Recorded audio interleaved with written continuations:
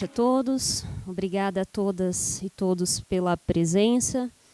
Fico muito feliz de estar aqui com vocês nessa noitinha em que o Ministério do Turismo, Chemtrend e Surtec apresentam a palestra Música e Mercado de Trabalho do projeto Música na Vila.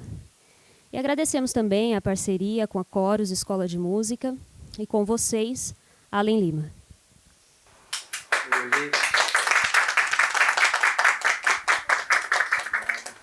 Boa noite, tudo bem? É um prazer estar aqui com vocês. Hoje nós vamos falar sobre a música e um mercado que envolve a música. E como o mercado ele é muito abrangente, eu gostaria de abordar esse tema falando um pouco da história, da minha história e da história da minha família, que é da família Lima. E a gente vai fazer uma pequena analogia aí com o mercado e como é que a gente atua no mercado e as coisas que a gente fez para que a família Lima exista e faça shows até hoje. E logo, logo já estamos completando 30 anos de carreira. Bom, pode passar o slide.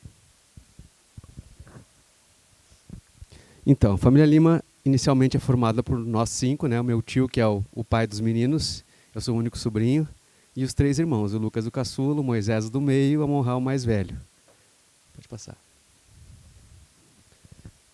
A nossa história já compila em 9 CDs, vários DVDs gravados, 4 ou 5 já.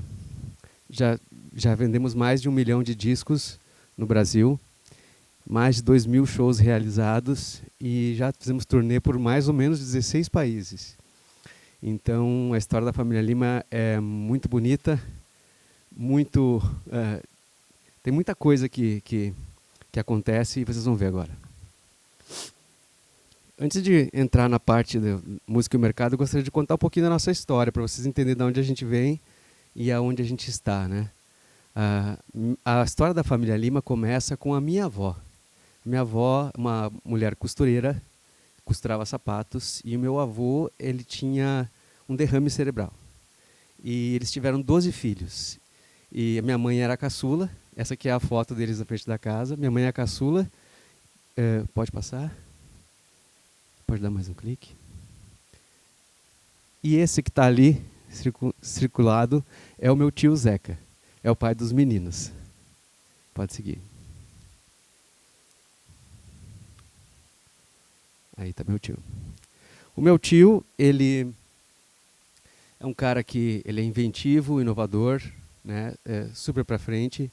E embora eles vivenciassem uma vida de pobreza, quase miséria, né? Afinal de contas, a minha tia, com um salário mínimo, ela sustentava 12 filhos.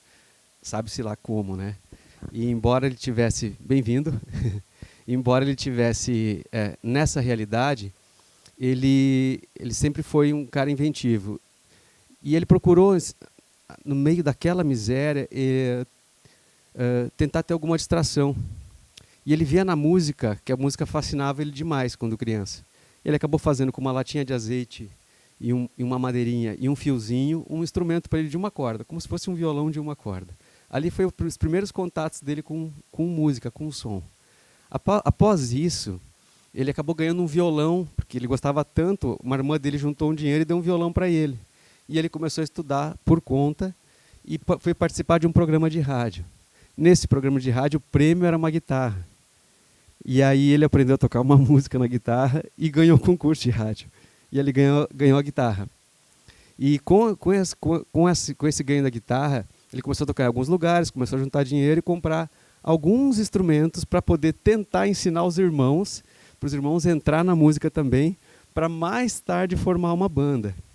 E aí eles formaram a primeira banda, que chamava Inocentes, que não tinha nada de Inocentes, a não ser o nome. E aí eles começaram a tocar em alguns lugares com os irmãos, né? Tudo por conta, de um jeito atropelado e jeito que dava para fazer, uma maneira de ganhar a vida, né? Nesse ínterim, eles começaram a ver uma necessidade de ter um tecladista, um pianista, que eles não tinham na família ninguém que tocasse teclado. Foi aí que chamaram o meu pai. Pode passar.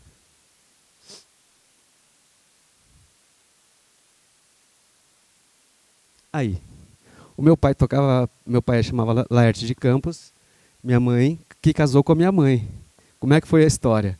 Ele foi lá para ensaiar, se apaixonou pela caçula E eles fugiram, ficaram uma semana foragidos, e aí ela voltou comigo na barriga.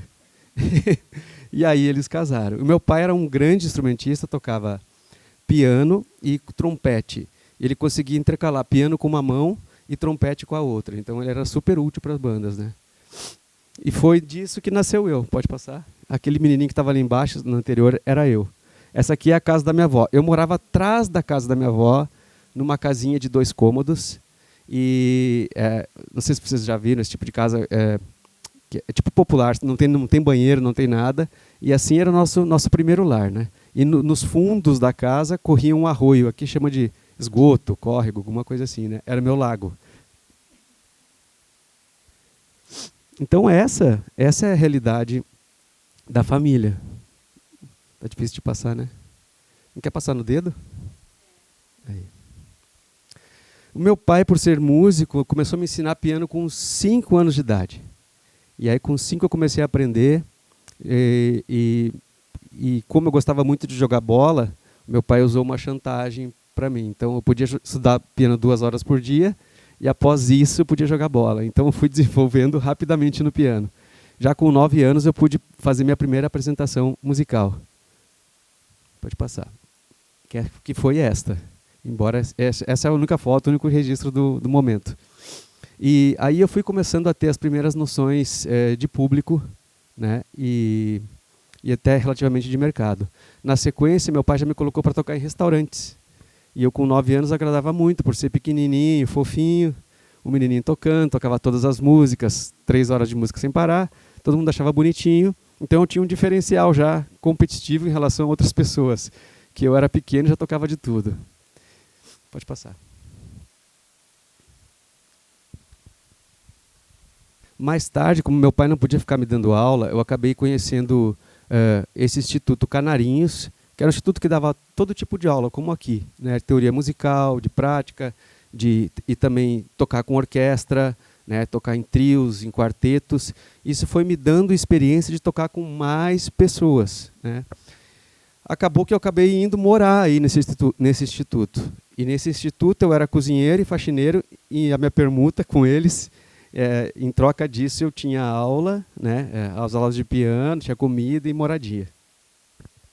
Para vocês verem que a vida nunca é aquele mar de rosas que todo mundo pensa, mas acaba sendo.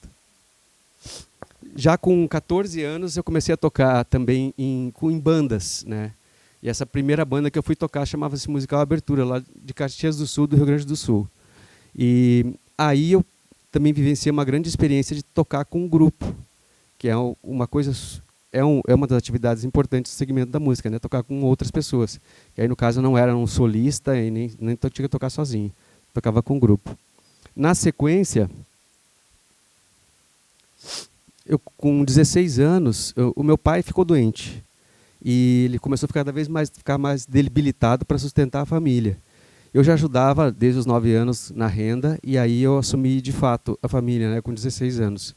E eu comecei a dar aulas de piano, tocava em banda de baile, aos finais de semana, e também comecei a gravar jingles, que são essas músicas que tem nos comerciais de rádio, comerciais de televisão.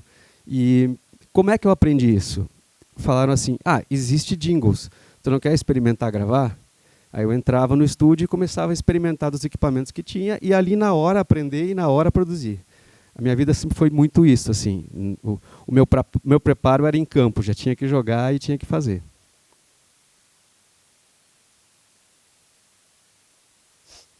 Bom, com meus 18 anos, o meu pai faleceu. E o meu tio Zeca, pai dos meninos, que está aqui, é o segundo, ele carinhosamente falou, então não quer também tocar comigo e dar aula na minha escola de música? E eu pensei, por que não, né? Acho interessante, para aumentar a renda da família, já que eu tinha 3 irmãos e minha mãe entrando de casa. E aí eu topei tocar com ele. E eu comecei a tocar com ele em alguns eventos. E na sequência eu comecei a dar aula na escola de música dele. E nesses eventos o meu tio já levava de vez em quando os filhos. E aí começou a dar aquela sinergia entre meus primos e eu, musicalmente falando, né? E as pessoas começaram a pedir muito. Não traz outros músicos, vem tu com a família. vem tu e a família, vem tu e a família. E aquilo começou a fazer muito sucesso. Eu fui largando de dar aula, eu larguei a banda de baile e fiquei só com a família tocando, porque já não havia mais tempo para executar outras funções, né? Pode seguir.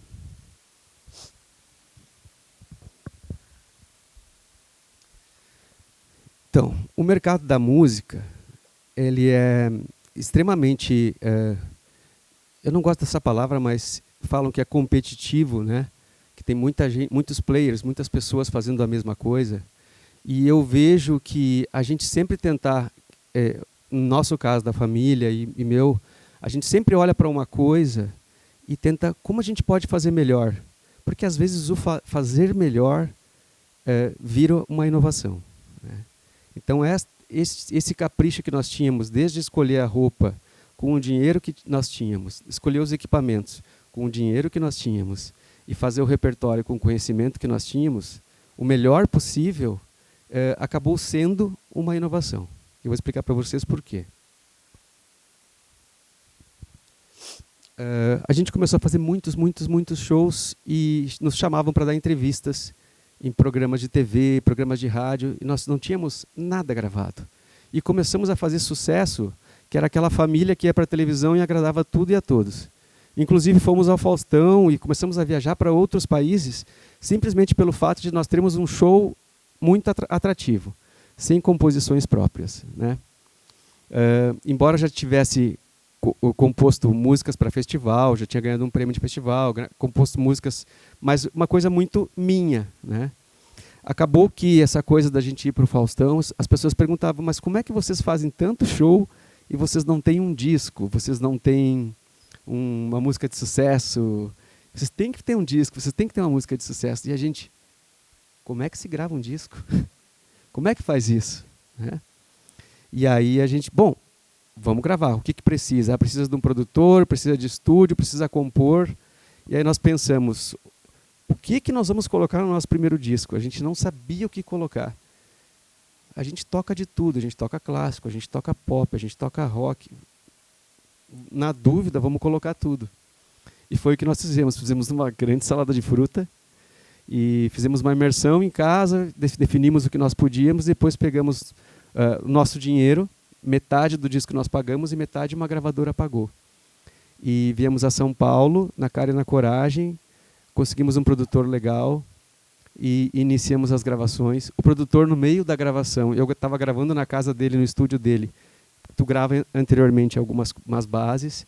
Eu estava gravando na casa dele e ele adoeceu. E eu tive que aprender produzindo com um prazo a produzir no computador, uma coisa que eu não sabia, né? Para poder depois ir para o estúdio para os meninos colocar os violinos, as vozes, né? Então nós tínhamos um prazo e eu tive que aprender mais uma vez andando, fazendo. Pode passar. O que eu ia dizer sobre isto? Quando a gente fez esse disco, o mercado exige que a gente divulgue o disco. E nós acabamos, a gente conhecia uma pessoa só, que era dona de uma rádio, e essa pessoa abriu um espaço para nós no Rio Grande do Sul. E ele deixou nós trocarmos o nosso disco uma tarde inteira na rádio. E aquilo fez com que tivesse um turn point, que é um ponto de virada da família. Uma das músicas caiu nas graças de todo mundo, e ela começou a ser pedida pelos ouvintes, organicamente, sem impulsionar, sem nada. E essa música acabou viralizando no Rio Grande do Sul e foi a mais tocada por 3 ou 4 meses. E a nossa agenda passou para 20 shows por mês. E a gente com um sucesso absurdo no Rio Grande do Sul, né? Graças a essa música, né? E esse disco. E aí, por consequência de nós termos tanta salada de fruta no disco e mostrar nossas múltiplas faces, as pessoas acabavam gostando muito, porque o show, até hoje, é muito rico em estilos e modos de tocar, né? E aí que entra esse tema aqui, que são as novas vozes. No caso, meu tio teve a sagacidade e a humildade de aceitar pessoas de gerações diferentes contribuindo sonoramente para o som. E essa salada de fruta que trouxe a força do primeiro disco, né? E por um acaso ele deu muito certo e fez muito sucesso. E o nosso objetivo inicial era só ganhar a vida. Aqui aqui a gente mostra aqui também que um quarteto de cordas, normalmente eles tocam como? Sentados, olhando para a partitura, né? De uma maneira séria, numa postura séria. E nós, por nós sermos jovens e gostarmos de tudo, e o meu tio também nos dá essa liberdade, a gente executava as mesmas músicas dessa maneira, com uma roupagem diferente, com uma linguagem diferente, com os teclados, usando computador, usando bateria, né? E a gente começou a repaginar a música clássica. E embora outras pessoas façam, toda vez que a gente vai fazer alguma coisa que é parecido com outra pessoa, ela já sai diferente. Ela nunca sai igual, porque a nossa identidade ela acaba refletindo em tudo que a gente faz, né? Então, eu sempre digo, eu não me preocupo em me inspirar no que é bom, de uma certa maneira copiar, porque ela sempre sai diferente, ela nunca sai igual. E é isso que é o legal da coisa, a gente acaba inovando quando a gente coloca a nossa identidade. Tudo bem. Esse vídeo aí é a primeira vez que a gente esteve no Faustão. O Lucas aí tinha 11 anos de idade e ele está cantando lá Dona Mobile, uma área de ópera, só que a gente já misturava com música pop. E eu lembro que quando nos chamaram, eles receberam um vídeo nosso e nos chamaram, era para a gente tocar uma música. A gente ficou quase 20 minutos no ar, no Faustão, com 60 milhões de pessoas assistindo por minuto, né? E isso para nós foi um super marco. Após isso, a gente fez essa turnê por vários países na Europa. E quando nós voltamos essa turnê, o Faustão já nos chamou de novo. Então foi um marco na nossa vida, porque a gente tocava diferente e apresentava música clássica de uma maneira diferente. Pode passar. Aqui uma frase que eu gosto muito é: as pessoas de sucesso fazem as melhores perguntas e por essa razão obtêm as melhores respostas. A família Lima tem a mania de perguntar e olhar o que as pessoas estão gostando. Um determinado show, nós tocávamos olhando para as pessoas, nós decorávamos as músicas, a gente não usa partitura até hoje, nada, né? E os meninos desciam do palco para interagir com as pessoas. Isso a gente percebia que agradava demais. Então a gente começou a entender, quando as pessoas aprovavam algum experimento nosso, a gente dava mais daquilo. E o show foi ganhando muita força com isso, né? Pode passar.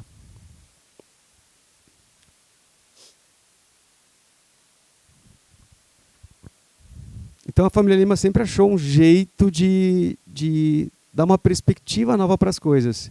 É a música clássica, mas é uma roupagem diferente. É a gente com uma roupa diferente, a gente tem uma atitude diferente. A gente não lendo uma partitura, tudo faz com que a comunicação e quem recebe a música receba de uma forma diferente. E por isso pode valorizar mais. A gente sempre fala, eu gosto de falar em novas paixões, né? Após o primeiro disco, a gente não parou por aí, a gente resolveu pesquisar e continuar lançando novos trabalhos e experimentando, sem a preocupação, acho que só uma vez nós tivemos a preocupação de fazer sucesso. E a gente viu que foi a maior furada nossa, porque a gente fica inseguro quando tu começa a querer fazer sucesso. No nosso caso, eu também me senti inseguro, porque a gente acaba saindo da nossa identidade. A gente começa a achar, porque o outro fez e vendeu tantas milhões de cópias, que nós vamos fazer, nós também vamos vender, né? E não existe fórmula, existe identidade. Então, a gente pode ver em determinados estilos, né? Sei lá, agora o funk e o sertanejo estão muito em voga. Quantas pessoas lançam discos exatamente iguais a outros, ou parecidos com outros, e esse disco não emplaca, ou músicas, né? E essa música não emplaca. E teoricamente é uma música simples de se reproduzir, mas não é isso que conta. Tem um monte de variáveis invisíveis que tem a ver com a identidade da pessoa que conta. Então, se falasse, e que nos falaram para a família, toca e compõe e produz determinado tipo de música que eu, dono da gravadora, garanto 1 milhão de cópias vendidas. Nós fizemos. Não vendeu 1 milhão de cópias, vendeu 100 mil cópias, né? Tu tem todos. Abençoado. Eu não vou falar qual é o disco sobre essa situação. E aí a gente viu que era a maior furada, tu ir atrás do sucesso, tu tem que ir atrás do teu melhor, né? E foi que nós voltamos, a gente acabou voltando. Peraí, vamos voltar às nossas raízes, vamos voltar a fazer o que a gente sabe e gosta de fazer, e o melhor que a gente pode fazer. E inovar em cima disso, porque sempre vai ter poluição sonora te dizendo que para aquele lado que é bom e esse lado é bom. Se ele não bate com a tua verdade, no nosso caso não batia com a nossa verdade, ele não vai ser autêntico e não vai convencer. Por melhor que tu faça, isso não vai convencer. Agora a família Lima já está com quase 30 anos, né? Esse DVD de 20 anos também foi um marco, pode passar. E como a família Lima gosta sempre de experimentar, quando a gente contava a nossa história para alguém, né, todo mundo falava, puxa, vocês podiam fazer uma palestra, fazer uma palestra. E a gente acabou lançando, né, a palestra da família Lima. Nós pensamos, não vamos fazer só uma palestra, vamos fazer um show palestra. Então que a gente vai intercalando com a nossa história e as coisas que a gente aprendeu com a vida, de bom e de ruim, né, e vamos intercalando com música e mostrando através das músicas exemplos até sonoros de situações que a gente viveu na vida. E é um produto que nós temos e a gente faz várias palestras anuais, assim como nós temos também o show de Natal, que é um repertório específico para Natal, né? Tem um show pode passar, é um show de músicas de filmes e de games, que são produtos diferentes, mas é a família Lima que está executando. Então, às vezes, um contratante pode nos contratar por motivos diferentes, sendo o mesmo contratante. Aqui pode passar também, porque não vai dar play no vídeo, né? Eu também tenho coisas paralelas, né? Eu tinha um projeto de música eletrônica com meu irmão, que eu misturava os instrumentos acústicos, e meu irmão tocava trompete com música eletrônica. O Amon, da família Lima, violinista, ele também faz música eletrônica com DJ, e roda o Brasil e o mundo também, né? Importante falar que as áreas que nós atuamos, o Lucas também, por exemplo, ele começou a fazer faculdade de música com 18 anos, embora sendo músico, ele quis se aprimorar e fez regência e composição. E então ele aprendeu a reger e a compor e a escrever para orquestra e para outros instrumentos. Isso acaba trazendo outras possibilidades de trabalho, né? Eu fui fazer uma pesquisa a respeito desse mercado, desse segmento, antes de vir aqui, e eu percebi que tem muita coisa, mas as que nós atuamos aqui, para vocês verem, ó, eu ainda dou aulas e também tenho um curso online como professor, né? Então, a minha família já teve escola de música, que também é um mercado interessante. Quem tem esse espírito empreendedor, que consegue arregimentar, que organizar outros professores, também é uma coisa muito legal de fazer, né? A regência que eu falei, direção musical, TV, teatro, show, festivais e eventos. Eu já fiz direção musical para musicais, para teatros, já fiz direção musical até para escola de samba. Então as pessoas chamam, o que é uma direção musical, né? É quando tu seleciona a banda, tem o produtor que vai produzir as coisas e tu guia com o teu bom senso as coisas que vão ser tocadas, o tempo que vai ser tocado, o intervalo que vai ter cada música, qual é o estilo que nós vamos seguir cada tipo de música e como é que isso vai anexar ou no evento, ou numa peça de teatro, ou no programa de TV, né? Deixa eu ver o que mais aqui. Foley ou sonoplastia. Hoje eu sou produtor musical, compositor, arranjador, e aí me surgiu, na pandemia, a oportunidade de fazer um desenho animado e Foley, né, que é a sonoplastia, que são aqueles sons que tem em filme, em desenho animado, barulho de tiro, abrindo e fechando porta, todos os sons extras à música, tudo que envolve som no filme, né? E eu não sei fazer isso. E mais uma vez o Allen pegou, aceitei o desafio e fui aprendendo, tendo que entregar um trabalho. E é uma experiência maravilhosa. Quando a gente aceita um desafio, a gente percebe que a gente é muito mais capaz do que a gente imagina fazer as coisas quando a gente se aceita os desafios, né? Eu tenho pessoas da minha família que falam, isso eu não sei, isso não dá. Se tu diz que não sabe que não vai dar mesmo. Ninguém te tira da cama, ninguém te tira do teu celular, não vai dar, tu não vai fazer. Mas que tu faz, quando eu falo, eu vou tentar desse jeito. E aí tu vai errando e acertando, dá do teu jeito, não é o melhor jeito do mundo, mas dá. E foi o que aconteceu comigo. fui muito agraciado e eu aprendi a fazer uma coisa nova, que é Foley, né? Depois de feito um, indica para o outro, que indica para o outro, que indica para o outro, e aí, acabei abrindo um novo mercado de trabalho.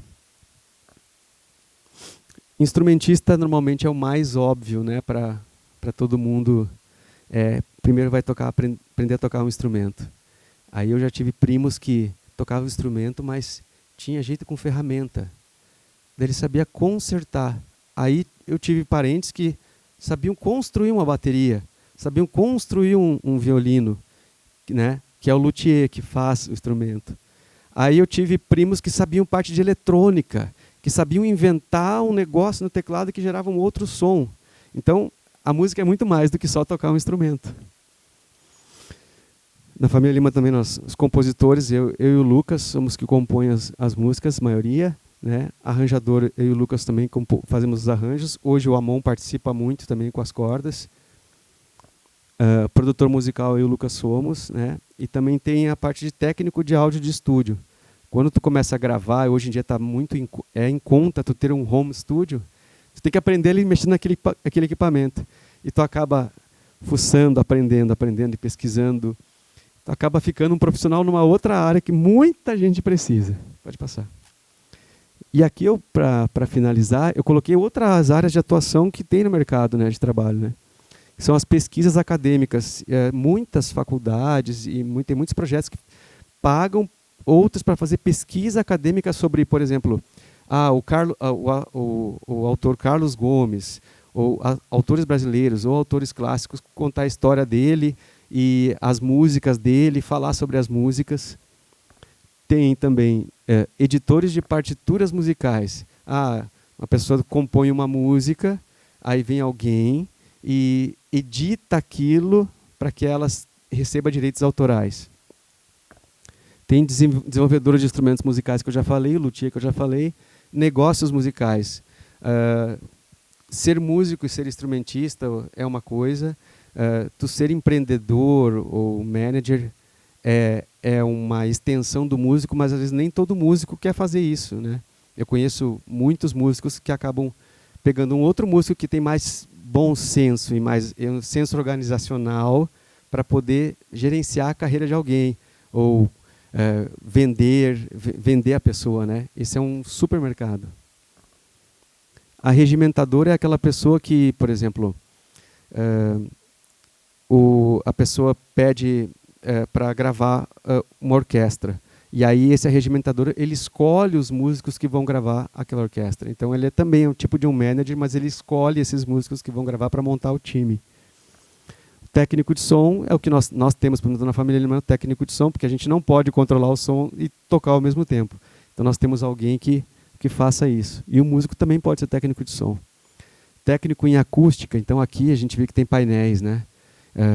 O músico, por ter um ouvido musical, pode ajudar muito. Ele estuda sobre frequências e sobre materiais, ele acaba aprendendo a fazer esse tipo de trabalho. Crítico, não preciso nem falar. Colunista que também é um tipo de comentarista, né, que hoje também é tipo influencer, né? E hoje também tem uma coisa muito em voga, que é gerador de beats e trilhas brancas. O filho do nosso técnico, o Samuel, ele tem 19 anos, ele não toca nenhum instrumento, mas ele começou a mexer em programas de música e ele gera beats para a galera cantar hip hop em cima. E a renda dele passa de 10 mil reais por mês ele em casa no quarto dele. Então olha que coisa interessante que está o mercado, né? Então, cara, tu pode compor músicas para os outros, mas pode fazer beats para os outros, que é uma coisa muito bacana. E as trilhas brancas. Trilhas brancas eu faço muita. Por exemplo, recentemente uma empresa de Nova York pediu para eu fazer uma trilha para uma campanha de um sabonete. E aí eles falaram, o tema é meio clássico, meio eletrônico. E aí tu faz essa trilha branca, que pode ser usada por eles, ou tu pode fazer N trilhas brancas e mostrar para determinados clientes, e esses clientes, essa se encaixa mais com o que eu quero. Então esse é um outro mercado que tem. Para finalizar, eu gostaria de falar uma frase, que é essa aqui. Não importa o caminho que você escolhe, o que importa é que você dê o seu melhor. Para nós, para a família Lima e para a minha história de vida, eu sempre vi que em qualquer segmento que eu atuasse, principalmente falando de música, não foi e nunca será o caminho. É o modo como tu anda nesse caminho. É o capricho que tu dá nas coisas, é o máximo que tu te prepara com o tempo que tu tem, que faz tu ter uma diferenciação no mercado. Não adianta tu tocar um violão e achar que o que tu tocou hoje, amanhã tu vai ter, se tu não praticar o mesmo que tu tem praticado para tocar esse tanto de violão que tu toca hoje. E se tu quer melhorar, existem 1000 formas, né, de tu ser um executor e tu se diferenciar no mercado, e tu ser valorizado no mercado. Eu digo, as pessoas estão sempre vendo a gente, o mercado está sempre vendo a gente. O show, a gente nunca sabe quem está na plateia. Aqui, a gente nunca sabe quem está. Então, pense que a todo momento, às vezes até hoje é mais legal ainda que o celular, né, ajuda a gente a gravar e postar. Então, a todo momento que tu pensa que tu não está sendo visto e que não tem alguém que pode te contratar ou te arrumar um trabalho, te dar alguma oportunidade, se tu levar isso em conta sempre, tu vai pensar, eu penso 2 vezes de postar qualquer coisa. Peraí, isso aqui está digno? E se eu morrer amanhã, isso aqui hoje fica na rede, né? Isso vai fazer meu filme ou vai queimar meu filme? Que é uma coisa que as pessoas não estão pensando muito. Por N vídeos que nós vemos aí de dancinha, etc. Né? E em relação ao nosso trabalho também é a mesma coisa. O que eu estou fazendo aqui está digno? Eu sempre penso, Deus está vendo. Tem alguém vendo. Né? E aí tu cria o hábito de tentar fazer o melhor possível com o dinheiro que tu tem, com o recurso que tu tem e com o tempo que tu tem. Não importa o que tu faça. Faça o teu melhor. Obrigado.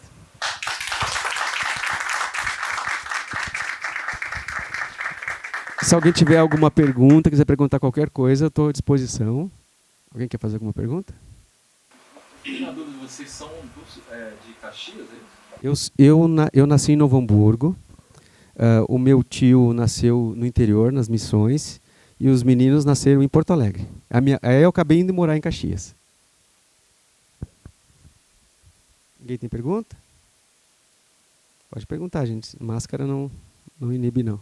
Em relação, por exemplo, a YouTube, né, que mudou muito antigamente, se quisesse aparecer era na televisão, né? Como você vê essa mudança, o YouTube, então, redes sociais? Qual é o teu nome? Samuel. Prazer, Samuel. Cara, eu vejo o YouTube como uma coisa, todas as redes sociais como uma coisa maravilhosa. Primeiro porque as tecnologias acabaram barateando muito. E iniciou com o processo de baratear o celular, que tu lembra que no início custava o preço de um apartamento, um Motorola lá que dava para encostar o carro não andava, né? E hoje a gente, poxa, todo mundo tem celular, né? E internet anexada. Então, dito isso, as televisões perderam poder porque cada pessoa que tem lá de um seguidor a milhares de seguidores tem seu canal de TV, tem a sua vitrine. Antes, a família Lima precisava, para expor qualquer coisa, conseguir um espaço na mídia, na televisão, né? Um espaço na rádio, um espaço nos jornais. E hoje não. Hoje tu está em casa e é a tua vitrine. Dito isso, o que é que tu vai postar e como é que tu vai usar? Sabe? A gente tem um baita poder nas mãos e a gente se esquece absurdamente, né? E eu digo por mim mesmo, todo o meu trabalho começou com o primeiro de graça. Todo o meu trabalho. E às vezes não só um. Mas a primeira vez que eu fui tocar no restaurante, meu pai me levou e eu toquei de graça lá no restaurante, com 9 anos de idade. Aí eu toquei em outro e toquei em outro restaurante de graça. Até que vou contratar esse menino. Eu fui morar em Miami agora, fiquei morando 5 meses na pandemia. Eu fui para tomar a vacina. Cheguei lá, tomei a vacina. Eu tinha que esperar 20 dias para tomar a segunda dose. Não me aguentei de tanto passear, não aguentava mais passear. Procurei no Facebook, comprei um teclado usado. Fui na casa do tiozinho, busquei o teclado, comecei a ligar para as pessoas. Quero tocar, quero tocar, quero tocar. Pagando ninguém. Ah, tocar comigo? De graça, tá bom. Pode vir, Allen. Não vou cobrar nada. Toquei em 1, toquei em 2, toquei em 3, toquei em 4 baladas. Nada de pedidos. Fui jantar no restaurante de um português. Cheguei lá, o português me deu uma cerveja a mais. Eu falei, português, vou tocar de graça no teu restaurante. Fui tocar de graça. Vieram 3 meninas assistir. No dia seguinte, uma outra mulher me ligou. Allen, eu não sei quem tu é, não sei o que tu faz, mas eu quero te contratar para o meu aniversário. É uma festa de 40 mulheres e tu tem que nos animar. Tá, peraí. Todo mundo pensa, go-go boy, né? Não foi. Aí eu pensei, o que eu vou fazer para essa mulherada sozinho, não tendo banda? Um piano? Não vai fazer esse povo dançar. Liguei para os meus músicos no Brasil, peguei o meu celular com o gravador, selecionei umas 40 músicas e fui gravando no meu celular como se eu estivesse tocando com banda. Mandei para os meus músicos aqui no Brasil. Eles gravaram o contrabaixo e a batera, né? Mandaram para mim. Peguei esse áudio, pensei, essa mulherada não vai saber a letra das músicas. Estou perdido. E eu não canto. Eu faço vocal na família Lima. O cantor é o Lucas. Como é que eu vou segurar? Já sei. Fiz lyric vídeos de todas as músicas. Dias fazendo lyric vídeo. Sendo que eu nem sabia editar, usar um programa de edição de lyric vídeo. Fiz todas as letras das músicas, sincronizei com a música e fui para a festa. Foi um arraso. Bombou, as mulheres cantaram 4 horas, tive que repetir as músicas porque eu não tinha música suficiente, né? Eu me virei de novo com o que dava. Aí aquelas 40 mulheres viraram meu outdoor ambulante. Elas fizeram propaganda de mim. Resultado, eu fui para passar 20 dias, fiquei morando 5 meses. Nos últimos 2 meses eu fiz 15 shows por mês. E meu cachê triplicou lá. A grosso modo falando, eu tive que vender 1 milhão de discos para a família Lima, né, para chegar a um valor de show. E lá em 5 meses eu cheguei ao mesmo valor. Com esta inovação, que nada mais é do que eu fiz, é um mega karaokê, né? Para vocês verem como não existe, qual é a fórmula? Cara, vai experimentando, porque a gente não tem fórmula, né? Tem mais alguma pergunta? Tu falou sobre o YouTube, né? Hoje eu uso, eu não sou um grande usuário das redes sociais, né? Eu estou estudando bastante para saber como me posicionar. Eu tenho um certo número de seguidores, mas eu estou estudando bastante para como me posicionar e também como poder orientar outras pessoas a se posicionar. Porque a gente ainda não sabe a total consequência que a rede social vai fazer na vida de alguém, né? Porque a partir do momento que tu posta qualquer coisa, aquilo fica. Alguém salva, alguém compartilha. Isso pode ser usado a favor ou contra ti, né? Então eu sempre procuro, cara, deixa eu pensar 2 vezes. Se é bom ou ruim? Se pega bem ou pega mal? Isso vai me ajudar ou vai me prejudicar, sabe? A gente está com uma grande ferramenta na mão. E não existe verdade para sucesso. Tem que ficar experimentando até achar uma fórmula que seja digno para ti, que tu vai, isso aqui eu me disponho a fazer, isso aqui eu acho legal fazer. E as pessoas gostem, porque como meu tio falava, para cada cacique tem tribo, sabe? Vai ter um monte de índio que vai seguir. Então, não existe o melhor de nada, existe personalidades, e elas se repetem. Eu cheguei atrasado.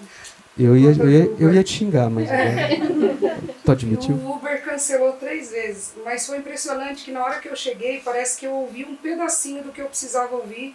Olha. Só para concluir, para você de repente concluir um pedacinho do que eu perdi. Eu sou cantora e compositora autoral e faço o tributo à Adele no Brasil, que é o que vem me dando o dinheiro, vamos dizer. E a gente quer insistir no autoral.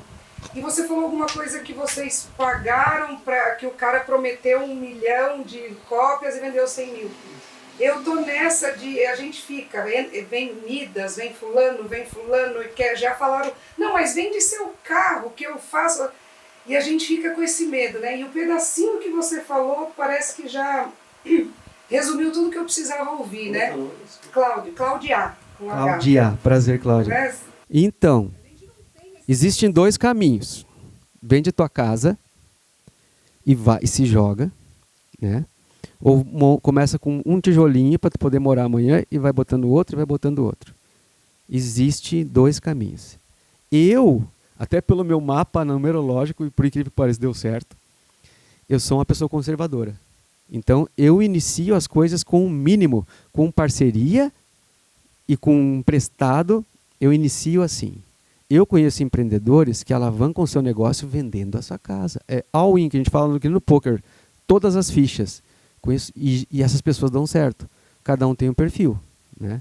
Obviamente, racionalmente falando, a minha postura é que perde menos. Demora mais para crescer, mas é que perde menos, né? Então eu tenho que agir assim. E às vezes que eu não agir assim, que embora seja música, eu também sou produtor de eventos.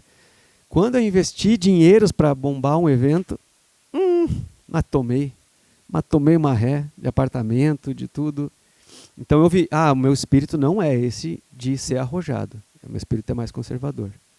Falando de música, de composição, não existe fórmula da verdade. Existe fazer, até que de repente, nem às vezes na tua voz que vai rolar, às vezes é na voz de alguém, né? E a gente ter uma disciplina, às vezes, no teu caso, que é tu é compositora, de, tá bom, a disciplina de compor, que é uma coisa que eu quero voltar agora, né?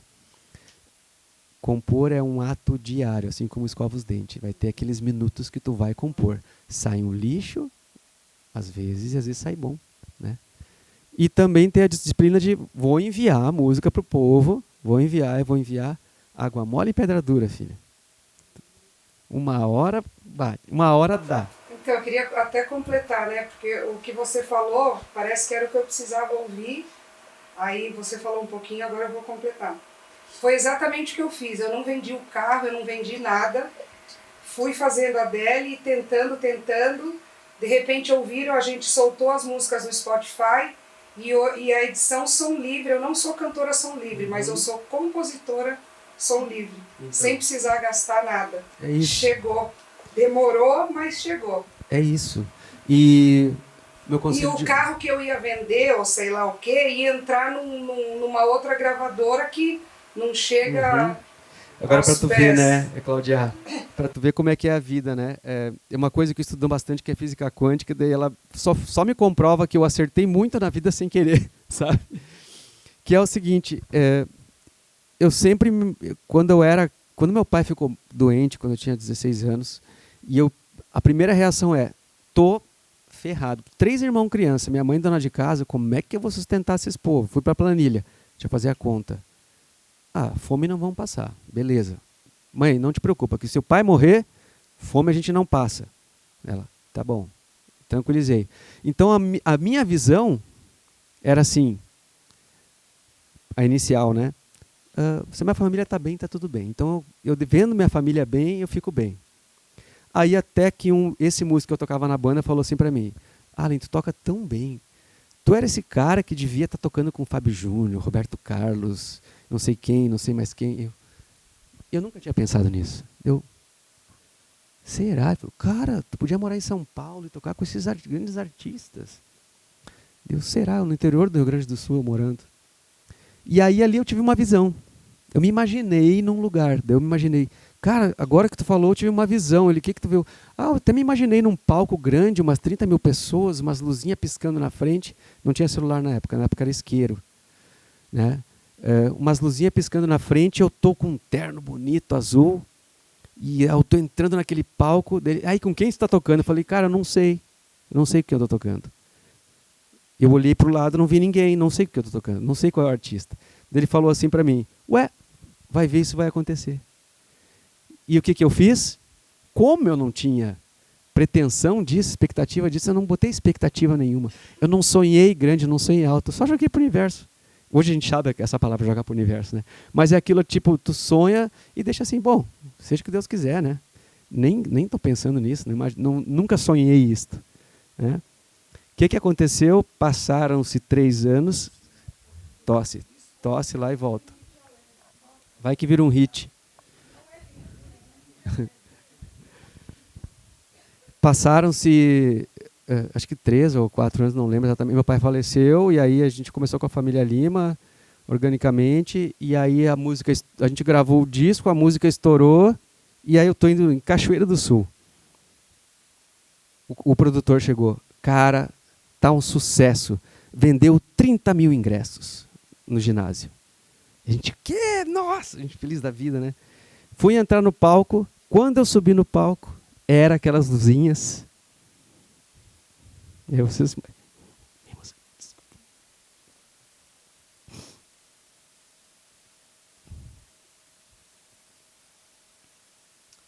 Sempre me emociona.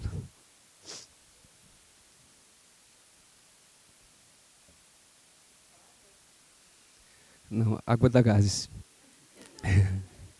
Então as luzinhas eram os celulares das pessoas e eu estava com aquele terno azul e ainda bem que tu voltou que eu precisava de um break.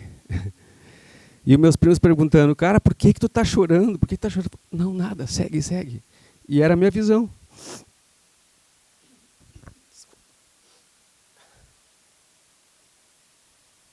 Poxa, eu tinha que fazer uma promessa que não ia chorar. E a gente chora. Estou te acompanhando.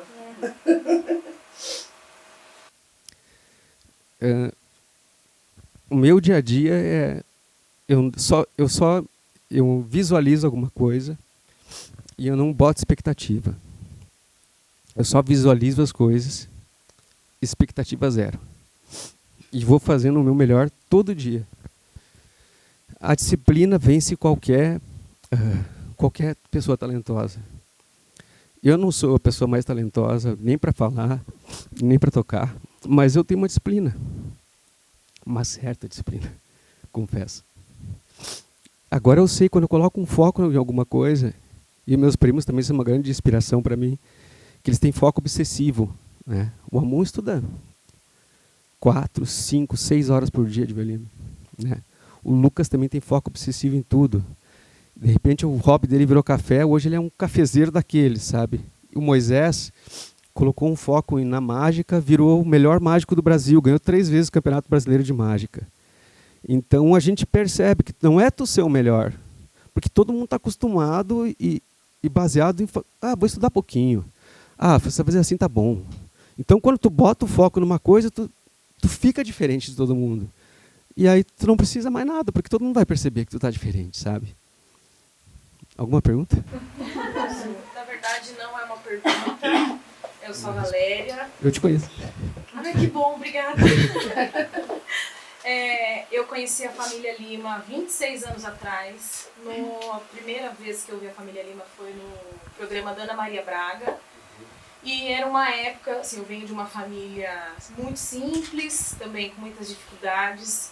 E eu hoje conheço um pouco da história, tudo que a gente pode ter nas redes sociais, né, de informação sobre as pessoas que a gente acaba tendo como ídolo, gostando da parte musical, enfim, tudo mais. Então, eu me identifiquei muito com a história da família Lima. Então, eu tinha 13 anos, enquanto os meus amigos curtiam as músicas moderninhas do momento, eu me encantei com a apresentação que eu vi na televisão e eu achei demais, porque extremamente jovens, tocando uma música clássica pesada, vamos dizer assim, porque foi muito bem tocada, muito bem apresentada, e aquilo me encheu os olhos. E na época ainda era aquele DVD para gravar, né? Sim. Um cassetinho lá. Eu corri, peguei uma fita, falei, deixa eu gravar para depois lembrar quem é essa família, para depois eu... Na época a gente não tinha internet, sim, né? Assim, um acesso como a gente tem hoje. E toda vez que tinha chamadinha na Globo, família Lima. Eu já separava a fita, pra mim não tinha aula, pra mim não tinha vida social, eu ficava esperando aquilo acontecer pra poder gravar. E na época eu não tinha dinheiro pra comprar o CD ainda que tava lançando na Ana Maria Braga. E eu lembro que eu ia num supermercado com 13 anos e ele tinha um display com um fone. E eu falei, deixa eu ouvir esse negócio, né? E eu vi o CD inteiro de pé no meio do mercado, onde as pessoas só testam ali depois. Eu acho que isso não existe mais, né? Mas antigamente tinha muito. E eu ouvi o CD inteiro. Eu com 13 anos, uma família simples, eu falei, eu vou tirar dinheiro da onde para comprar o meu primeiro CD? E nem o toca-CD eu tinha. Então, dei meus pulos, consegui o dinheiro depois de um tempo, né? Juntando de moedinha em moedinha. mas eu passei uns 2 ou 3 meses indo nesse supermercado para ouvir a música da família Lima 2, 3 vezes na semana. E por ser uma... Vocês me falaram de ti lá no mercado, eu lembro. Eu já fui em vários mercados, em tarde de autógrafo, onde a família Lima tá. Tu que é a famosa Valéria. Ah, tá. Ó, eu tenho várias histórias aí. Então, assim, a família Lima veio numa parte da minha vida onde muitos jovens, muitos adolescentes acabam trilhando outros caminhos não tão positivos. Como eu tinha uma vida difícil pela família simples e passava dificuldade, eu me apeguei à música. Então, quando a pessoa falava assim, onde você vai? Eu falei, eu vou no show da família Lima. Eu falava isso com orgulho. Os meninos de cabelo comprido, eu falei assim mesmo. Mas eles tocam música clássica. Eu falei, é exatamente isso. Então, juntou a música clássica com um perfil, uma roupagem moderna, jovens, com um jeito diferente de se expor. E eu tenho certeza que não foi só comigo, porque na época eu entrei em grupo de fãs e tudo mais, e as histórias se repetiam. Então, a gente acabava nos tornando fãs por se identificar, não só pela música. Eu não toco nada, né? Mas eu me identificava com a história, eu me identificava com a roupagem, jovem, tocando uma música, ferrada.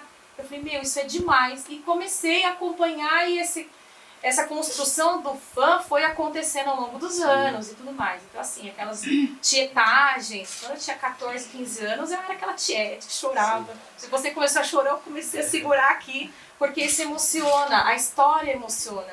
Então, assim, eu sou muito grata por isso, porque eu me apeguei à música, à família Lima, enquanto os meus amigos ou colegas de escola trilharam caminhos ruins, eu me apeguei à música e eu ficava focada em juntar um dinheirinho para ir num show, para ir numa tarde de autógrafo, então trocava cartinhas com fãs. Então, para alguns, para quem não tem um ídolo, não se apegou a um músico, enfim, um artista, então isso para mim faz a diferença. Então, eu quero só agradecer, quero parabenizar. Então, para mim é uma honra estar aqui, graças a Deus consegui vir, né? Obrigado. E desculpa, muito obrigada também por vocês me darem essa oportunidade. Imagina. Porque nos shows a gente não tem muito tempo, É. né? E só um marco na minha vida, além de todas essas histórias de acompanhamento de eventos e tudo mais, eu consegui burlar uma vez a segurança e consegui uma pontinha assim para ir no ensaio da família Lima, num espaço que já não existe mais. Em São enfim. Paulo. É em São Paulo. Não é em São Paulo? É. Eu lembro disso. Ai, caramba, gente. Ai, que coisa. E só tinha vocês e eu. Sim. E eu levei um presente, levei uma correntinha, te dei a correntinha que você colocou na hora. Gente, foi horrorosa as minhas fotos, eu só chorava. Mas aquilo era tipo demais pra mim. Que legal. E depois de uns 2 anos eu fui novamente numa tarde de autógrafo. Aí eu cheguei, oi Allen, toda emocionada, assim, mas não estava chorando. E você falou assim, tu és a guria da correntinha. Então Olha, isso pra mim foi assim demais. Falei, como que ele lembra? Com milhões de fãs, milhões de lugares. Então, talvez isso pra vocês seja corriqueiro, mas pra nós isso foi um carinho, um abraço, um conforto que também estraguei todas as minhas fotos novamente, né? Então isso marcou demais a minha vida. Então é como se a família Lima fizesse parte de um pedacinho de mim, de verdade. Quem é a Valéria? Quem é a construção da Valéria hoje? Que tem tudo da família Lima. Obrigado pelo depoimento. Obrigada. A Valéria contou essa história, eu lembrei... Eu lembrei de 3 coisas aqui. A primeira, talvez eu vá esquecer das 3, vou falar as que eu lembro agora. A primeira é quem vai investir num grupo com violino e dizer que vai bombar e que vai levar 30 mil pessoas no ginásio no Brasil? Nunca! Então o mercado, dito isso, essa é a segunda coisa. O mercado ele está aberto. Não existe isso que falam, hoje é só um estilo e só... Não, o mercado está aberto. Ele vai sempre estar aberto. Acredita em ti, se puxa, estuda. O mercado está aberto. Ele não está fechado. E se tu falar que está fechado, se tu falar que é difícil, vai ser difícil. A gente só precisa de uma pessoa que gosta da gente para depois ela indicar para a segunda. Para mim funcionou assim em Miami. A minha vida inteira funciona assim. Aqui no Brasil eu trouxe o sarau agora para o Brasil. Eu chamo de sarau, chamei de sarau lá. Eu trouxe o sarau para cá agora. É muito mais difícil eu convencer, mesmo eu tendo vendido esse mundaréu de disco aqui no Brasil, convencer do sarau do que lá, porque lá a palavra tem muito crédito. Então, se ela mora em Miami, ela fala para alguém lá que eu sou bom, é garantido que eu sou bom, que eu vou agradar, a outra pessoa contrata de olhos fechados. Aqui no Brasil não é bem assim, porque todo mundo endossa qualquer coisa, às vezes para ganhar uma comissão, para ganhar uma vantagem, né? Então, aqui no Brasil, tu precisa ter muito mais, fazer muito mais coisas para convencer alguém de que tu é válido, que tu é bom, do que fora, né? Essa é a realidade aqui. Mas nem por isso eu vou desistir. Então pensei, o que eu preciso? Eu preciso fazer isso, eu preciso criar um evento para as pessoas me verem. Dane-se, eu vou criar um evento. Criei um evento para as pessoas verem. Eu vou dar de graça? Eu vou dar de graça, eu vou tocar em alguns lugares de graça. Água mole em pedradura. E nesse ato de vir, as pessoas falaram, coloca mais tal tipo de música, grava uma voz talvez, não sei o quê. E eu vou adaptando isso a este mercado. Então, a minha ideia inicial do Sarau já mudou 4 vezes e eu tenho certeza que ela vai continuar mudando. Eu tenho que ter a humildade e perguntar para mim sempre, eu estou disposto a ter que readaptar isso que eu inventei? Eu estou disposto a fazer um novo modelo do mesmo carro? Estou disposto? Então, se eu estou, sigo fazendo, porque aí eu vou ajustando o que eu estou apresentando à expectativa das pessoas. Porque não existe verdade, não existe.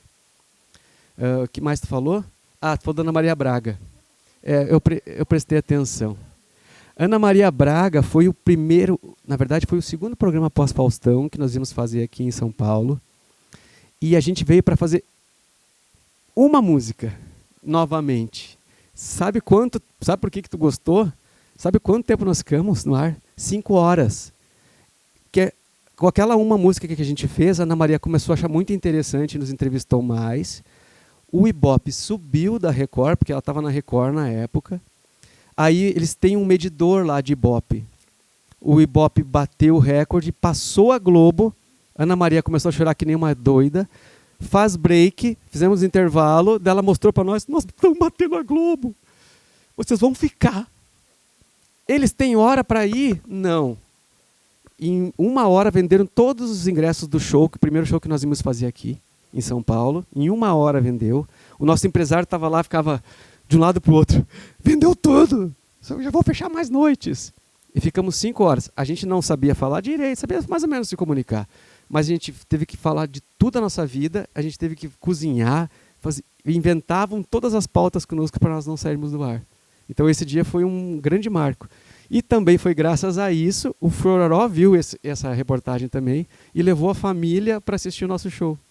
E aí deu no que deu. Que coisa, né? Que é o mundo, né? Mais uma vez, a gente nunca sabe quem está vendo. Nunca sabe.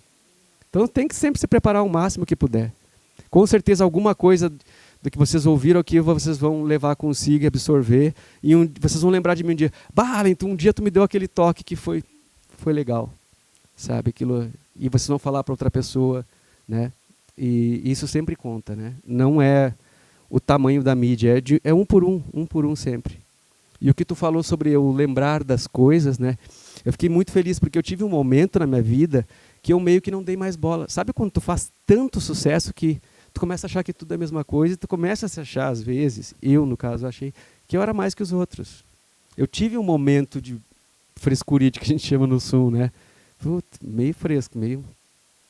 se bobeando, me bobeei, sabe? Me achei mesmo. Eu tive um momento. Porque todo mundo começa a falar que tu é isso, que tu é aquilo, tu começa a achar que tu é, né? Até que alguém vem ou uma namorada termina contigo, um chifre, alguma coisa acontece e tu, eu não sou todas...